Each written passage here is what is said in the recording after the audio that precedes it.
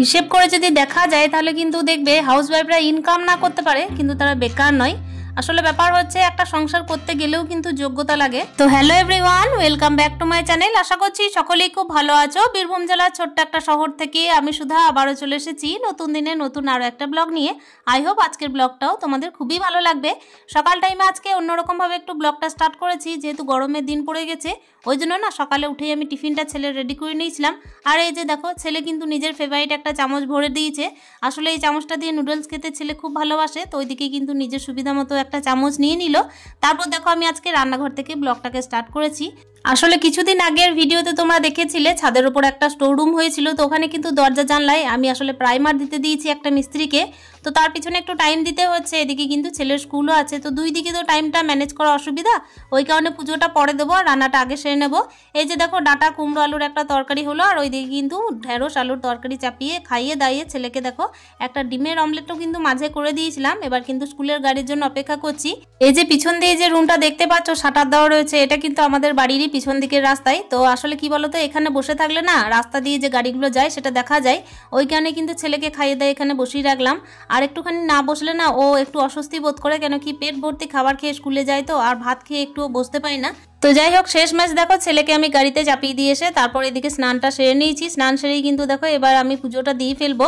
আর ওদিকে তো আমি মিস্ত্রিকে লাগিয়েছি বললাম, ওইদিকেও কিন্তু একবার করে ম্যানেজ করতে হচ্ছে। আসলে কি বলতো, একা সংসারে কিন্তু অনেক অনেক চাপ। তার সঙ্গে ব্যাপার হচ্ছে, কে বলেছে বলো যে হাউসওয়াইফরা বেকার? হতে পারে আমি এক পয়সাও ইনকাম করি না, তবে হ্যাঁ আগে কিন্তু সেলাইয়ের কাজ করতাম, তখন যখন আমার হাতটা ভাঙেনি। তো হাত ভাঙার পর থেকে কিন্তু কাস্টমার এমনিতেই চলে গেছে।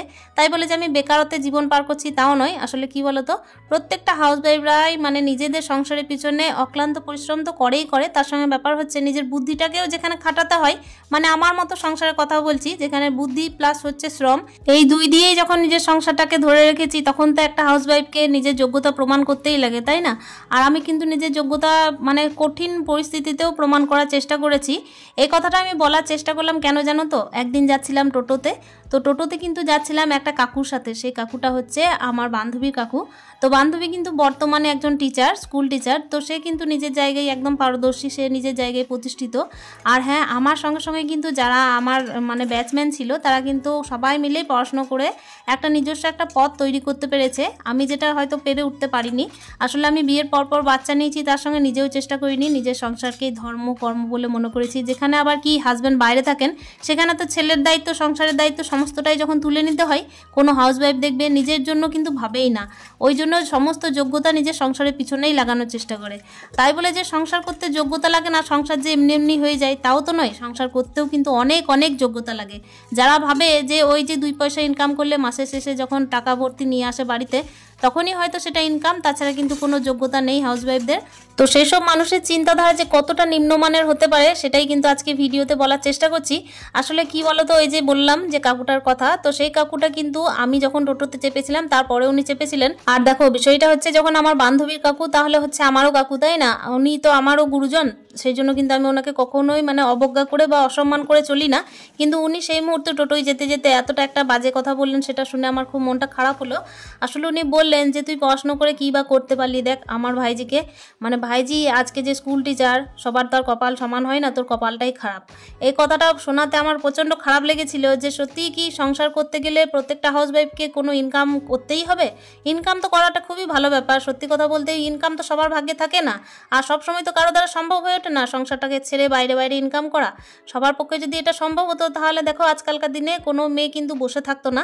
সবাই কিন্তু নিজের সংসারকে আঁকড়ে ধরে বেঁচে আছে বলে কিন্তু ঘরের এই যে প্রত্যেকটা মানুষ মুখে অন্ন তুলতে পায়, এই কথাটাও কিন্তু সত্যি। আর এই ধরনের কথা কিন্তু বলাটা কতটা যে খারাপ, এই ধরনের কথা বলা যে উচিত নয়। আর সত্যি কথা বলতে কি, পড়াশুনো করলে কি কোনো না কোনো চাকরি করতেই হয়? চাকরি ছাড়া কি মানুষের কোনো সম্মান নেই? তো এই যে দেখো, আমি যে এখনো পর্যন্ত পুজো টুজো দিলাম, ঘড়ির কাটায় যে কটা বাজে সেটাও তো তোমাদের সাথে শেয়ার করা হয় না। আসলে প্রত্যেক দিন কিন্তু টিফিন করতে আমার অনেকটাই দেরি হয়ে যায়। আজকেও কিন্তু বেজে গেছিলো ঘড়ির কাটায় প্রায় 12টা। ওদিকে তো লেবার মিস্ত্রি লাগিয়েছি, তাহলে বুঝতেই পারছো এদিকে তাড়াহুড়ো আছে। আবার রান্নাটাও সম্পূর্ণ কমপ্লিট করিনি। মা কিন্তু মাছ কিনেছিল, তখন এই যে 1 পিস মাছ দিয়ে গেছিলো, এটা আমি ভেজে খাবো। আর ওইদিকে কিন্তু যেহেতু আজকে বুধবারের ভিডিওটা শেয়ার করছি, ওই জন্য নিম ভাজাটা প্রত্যেক দিন খাওয়া যায় না। আমি আবার বারটা একটু মেনটেন করি, তো মানে বার মেনটেন করি বলতে গেলে মঙ্গলবার, বৃহস্পতিবার, শনিবার এই সমস্ত বারে খাই না, আবার ছেলে জন্মবারেও খাই না। সেহেতু দেখলাম আজকে যখন বুধবার, তখন আজকে নিম ভাজাও একটু করি, তো ওই জন্য দেখো আরও দুটো আইটেম যেটা সেটা করতে বাকি, এই যে মাছ ভাজা আর হচ্ছে নিম ভাজা। তো ওইদিকে কিন্তু লেবার মিস্ত্রি যেটা লেগেছে সেটাকেও কিন্তু আমি মুড়ি দিয়ে এলাম, মুড়ি ওনাদেরকেও দিয়ে এসেছি। আসলে ব্যাপার হচ্ছে আমি তো জানতাম না যে ওনারা আজকেই আসবেন, আজকেই কিন্তু এলেন, আমাকে না বলেই এসছেন। এদিকে আমার যদি জানা থাকতো যে ওনারা আসবেন তাহলে আমি সকাল থেকে সমস্ত কাজ সেরে নিতাম, তার সঙ্গে হচ্ছে কি যে একটু খাওয়া দাওয়াটাও আগে করে নিতাম। আর প্রত্যেক দিনে কিন্তু আমার খাওয়া দাওয়া করতে একটু দেরি হয়, যদি বা পুজোটা দিয়ে রাখি তাও খাওয়ার সময় পাই না। আসলে ছেলেকে স্কুল পাঠাই, তারপর সংসারের সমস্ত কাজ করতে করতে অনেকটাই দেরি হয়ে যায়। আবার রান্না বান্না দেখো একবার ছেড়ে আরেকবার করতেও ভালো লাগে না, তাই না? ছেলে কিন্তু চলে যাওয়ার পরে এমনিতে অন্যদিন রান্না আমি করি না, তবে আজকে যেহেতু ওই যে বললাম এই দুটো আইটেম বাকি ছিল সেই কারণেই করেছি। আর এই যে দেখো কথা বলতে বলতে চিরি চিরি করে যে নিম ভাজাটা করেছিলাম আলু দিয়ে, তো ওটাও কিন্তু নামিয়ে নেব। তোমরা তো প্রত্যেকেই জানো আমার একা সংসার, আর একা সংসার মানে হচ্ছে যতক্ষণে রান্না করব ততক্ষণে খাবো, যতক্ষণে ছেলেকে দেখবো ততক্ষণে ছেলের কাজ হবে, এরকম একটা ব্যাপার। তো এর মধ্যে কিন্তু সকালে ঘুম থেকে যে মানে ওই চোখ খুলি, তো চোখ খোলার পর থেকে যে কিভাবে আমার গৃহযুদ্ধ চলে সেটা একমাত্র আমিই জানি। মানে ছেলেকে নিয়ে টানা পড়েন, এদিকে পুজো করতে হবে, এইদিকে রান্না করতে হবে, আবার টাইমে কখনো খাবার জুটছে না। আবার দেখো একা যখন সংসার করছি তখন ঘরে নানা রকমের যখন কাজ থাকছে তখন লেবার মিস্ত্রির পিছনেও টাইম দিতে হচ্ছে। ঘরে হয়তো কোনো জিনিস হয়তো হুট করে খারাপ হয়ে গেল, সেটার পিছনে দৌড়াদৌড়ি, কখনো ইলেকট্রিক মিস্ত্রি ডাকছি, কখনো হয়তো ফ্যান আনতে যাচ্ছি, এরকম একটা মানে টানাপোড়েনের মধ্যে সংসার। তো এই সংসারের মধ্যে যদি আমি হাত গুটিয়ে বসে থাকি, প্রত্যেকদিন যদি ওই রেস্টুরেন্ট থেকে খাবার কিনে খাই, তারপর হচ্ছে পুজো হলো না হলো এমনিই হয়তো ঘরে থেকে গেলাম, কোনো রকম ভাবে কোনো পরিষ্কার পরিচ্ছন্নতা মেনটেন করলাম না, আর ঘরের এই যে সমস্ত জিনিসপত্রগুলো আছে সেগুলোকে কোনো মেনটেনও করলাম না। তো এই সমস্ত কিছু করলে পরে দেখো আমি কিন্তু এমনিতে হাত গুটিয়ে বসে থাকতে পারবো, খাবো দাবো ঘুমাবো, সমস্ত কিছুই করতে পারবো। তাই বলে কি সেটা সম্ভব? সেটা কোনো মতে সম্ভব নয়। আমাদের গৃহস্থ পরিবারে কিন্তু অনেক অনেক কাজ, আর গৃহস্থ পরিবারে কাজ করতে গেলে এমনিতে কিন্তু যোগ্যতা লাগেই লাগে। আমরা দেখো এমনিতে যখন নিজের সংসারটাকেই ধর্ম, নিজের সংসারটাকেই কর্ম মনে করে রেখেছি, তখন এই সংসারের পিছনে তো আমাদেরকে টাইম দিতেও হবে, আর সংসারকে ভালোবেসেই তো করি।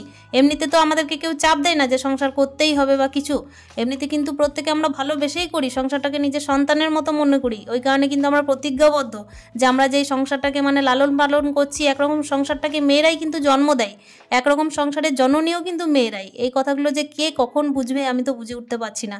আর সব থেকে বড় কথা হচ্ছে শিক্ষিত অশিক্ষিত অনেক মানুষই আছে, কিন্তু শিক্ষা যে কতটা ভেতরে আছে সেটাই হচ্ছে বোঝার ব্যাপার।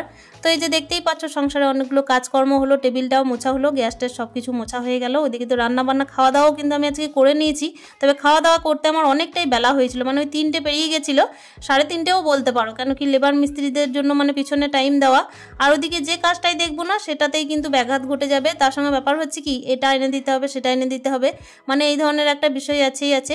আজ না হয় ঘরের কাজ বলতে শুধুমাত্র ওই দরজা আর জানলাটা শুধু প্রাইমার দেওয়া, তাছাড়া দেখো এই ঘরে যখন মানে একটা ইটেরও ভিত তৈরি হয়েছিল না, তখন ওই ভিত গঠন থেকে শুরু করে একেবারে মানে একদম ছাদ ঢালাই পর্যন্ত, এমনকি ঘরের মধ্যে এই যে দেওয়াল পুট্টি দেখছো, এক একটা জিনিস আনা দেখছো, সমস্ত কিন্তু আমি একা হাতে করেছি। এমনও আমার মনে হয় না যে কোনো ঘরের কোনো মহিলা আছে যে এই সমস্ত কাজ একা করবে।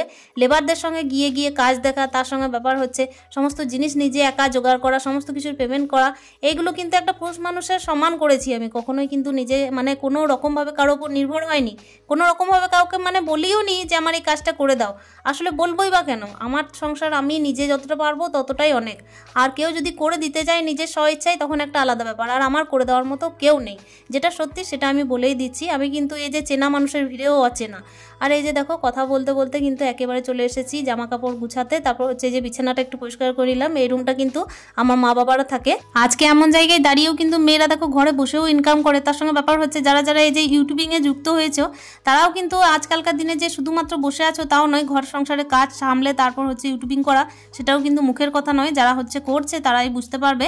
আর দেখো প্রত্যেকেই তো একটা আশা নিয়ে করছে, তাই না? আমি কোনো দিন বলবো না যে আমার সময় আছে আমি এমনি এমনি করছি। অনেকেই হয়তো বলে যে আমি শুধুমাত্র এমনি এমনি করছি, না হলো তো না হলো, তা নয়। আসলে আমরা প্রত্যেকেই জানি আমরা কিন্তু কোনো রকমভাবে কোনো স্বপ্ন পূরণ করার জন্যই এসেছি, আর কোনো রকমভাবে হাতে যদি হয়তো 2 পয়সা পাই তো সেই ইচ্ছাতেই এসেছি, তাই না? আর এই তো নিজের যোগ্যতার প্রমাণ দিতে দিতে একেবারে ভিডিও লাস্ট মুহূর্তে চলে এসেছি। দেখা করছি তাহলে অন্য দিনের অন্য আর একটা ভিডিও নিয়ে। ততক্ষণের জন্য স্টে হ্যাপি, হ্যাপি মন, টাটা।